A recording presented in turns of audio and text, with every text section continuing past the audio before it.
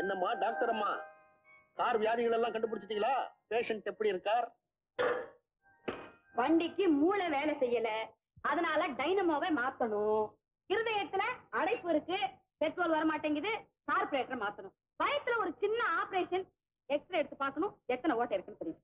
ஒரே ஒரு ஓட்டான்னு தான் அந்த பழைய மெக்கானிக் சொன்னா. அது புதுசுலையா, இது பழசு 10 இருக்கும், 10 வைக்கணுங்க. அதோட பழுத்து திரும்ப முடியல, சீரிங்க சரிப்படுத்தணும். டாக்டர் அம்மா தொடாம பேசுறியா? என்ன இதுக்கு இன்னொரு வியாதி இருக்கு. என்ன? காக்கா வலிப்பு வருது. வண்டியை ஸ்டார்ட் பண்ண உடனே ஸ்டெடியா நிக்க வேணாம், தொட தொட தொட தொட தொட நாடி டொங்கு டொங்கு டொங்கு டொங்குன்னு விழுந்து போகுது, மறுபடியும் ஸ்டார்ட்டே ஆக மாட்டேங்குது. ஒண்ணு செஞ்சா என்ன, இன்னைக்கு விட்டுட்டு நாளைக்கு எடுத்துக்கிட்டா? நல்ல வேலையை கெடுத்திய. அந்த பசங்களை கொஞ்சம் வெளியே ரோந்துக்கு அனுப்பலாமே? ஏன்?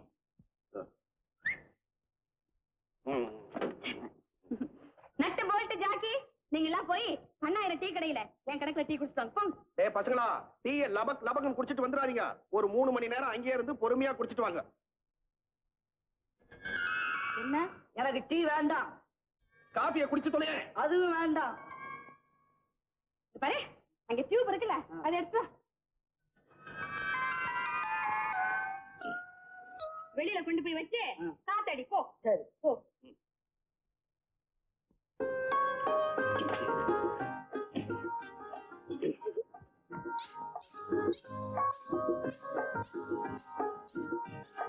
என்னாச்சு? எனக்கு ஒரு சின்ன சந்தேகம். காத்தடிக்கு போன பையன் புசுக்குன்னு வந்துட்டான்னா இன்னைக்கு வரமாட்டான். எப்படி உறுதியா சொல்ற? பஞ்சரான டியூப் தானே கொடுத்துருக்கிறேன். ஐயோ,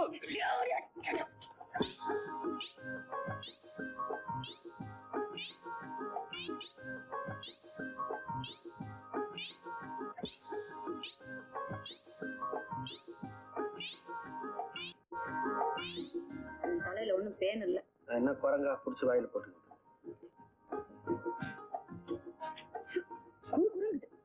எனக்குதான் உன் கைய பிடிச்ச உடனே என்னமோ ஜெல்லி ஜெல்லுன்றது.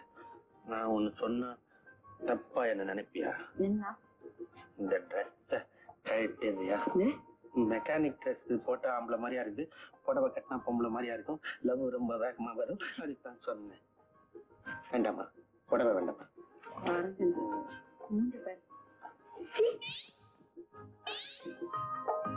மெரினா பீச்ல குழு குழு கார்ல கண்ணாடி எல்லாம் ஏத்தி விட்டு உள்ள ஜெலிஜிலன்னு லவ் பண்ணுவாங்க. நம்ம தலையெடுத்து மெக்கானிக் ஷெட்ல கட்டாந்தரையில படுத்துட்டு காதல். மெக்கானிக் ஷாப்க்கு என்ன குறைச்சல? இல்ல இல்ல, இந்த காதல் மறுபடியும் ரிப்பேர் ஆயிடுமோன்னு பயமா இருக்கு. நான் எதுக்கு இருக்கேன், ரிப்பேர் பண்ணிடுவேன். பண்ணிடுவேன். நிஜமா? இரு, அப்படியே இரு. ஊறுதுன்றேன். என்ன? எறும்பு.